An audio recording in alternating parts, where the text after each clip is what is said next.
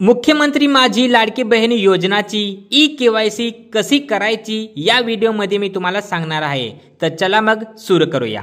सर्वप्रथम तुम्हाला काय करायचे आहे, ई-केवायसी करण्यासाठी गूगलमध्ये जायचे आहे आणि गूगलमध्ये सर्च करायचे आहे ladkibahin.maharashtra.government.in। ठीक आहे, साइट म्हणजे मी तुम्हाला देत आहे, असं नाव लिहून तुम्ही सर्च करा गूगलमध्ये, तेव्हा तुम्हाला ही वेबसाईट दिसेल ओरिजिनल। ठीक आहे, ओरिजिनल वेबसाईट दिसेल जिथं लिहिलेलं आहे ladkibahin.maharashtra.government.in असं लिहा वरती दिलेलं आहे आणि या वेबसाईटवरती क्लिक करून तुम्ही इथं जाऊन लाडकी बहिणीची ई-केवायसी करू शकता। ठीक आहे, तर असं करायचे आहे, याच्यावर क्लिक करायचे आहे।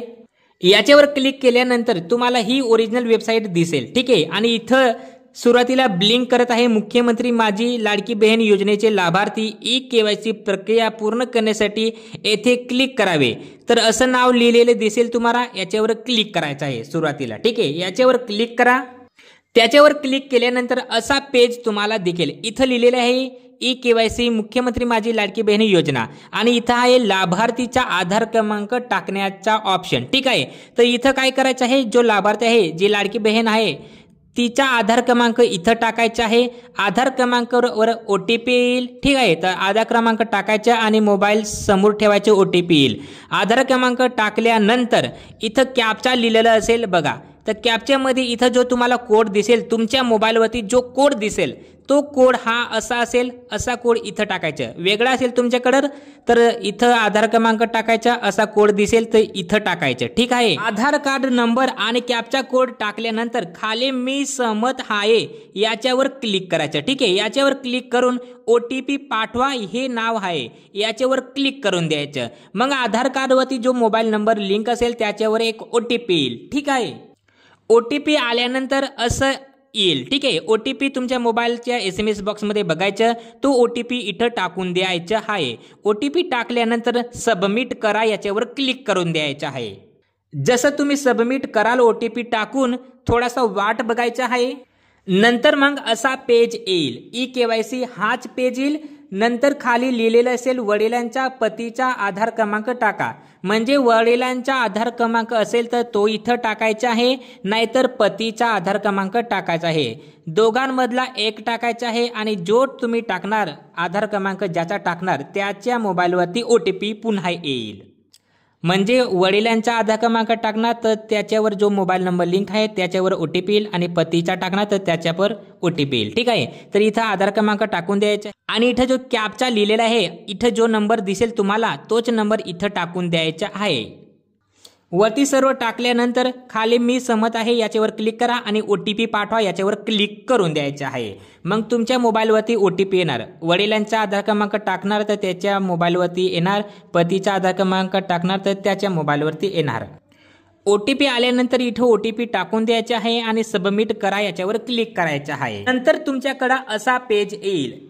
इथं वडिलांचा आधार क्रमांक जर तुम्ही टाकला असेल तर त्याचा नाव येईल आणि पतीचा आधार क्रमांक टाकला असेल तर पतीचा नाव येईल। आता इथं काही ऑप्शन सिलेक्ट करायचे आहेत, जसं की इथं लिहिलेलं आहे ते तुम्ही सर्वात प्रथम वाचून घ्यायचे आहे, त्याच्या अनुसारच इथं निवडायचं आहे। मी तुम्हाला शॉर्टकटमध्ये सांगून देतो।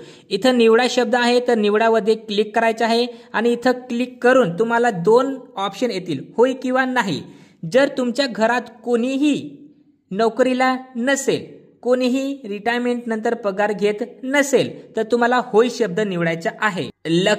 लक्षात असू द्या मी काय सांगत आहे, जर तुमच्या घरात कोणीही नोकरीला नाही, कोणीही रिटायरमेंट नंतर पगार घेत नाहीत तर तुम्हाला निवडामध्ये होय शब्द निवडायचा आहे। आणि नोकरीला असेल तुमच्या घरात कोणी, रिटायरमेंट नंतर कोणी पगार घेत असेल तर तुम्हाला इथं नाही शब्द निवडायचा आहे।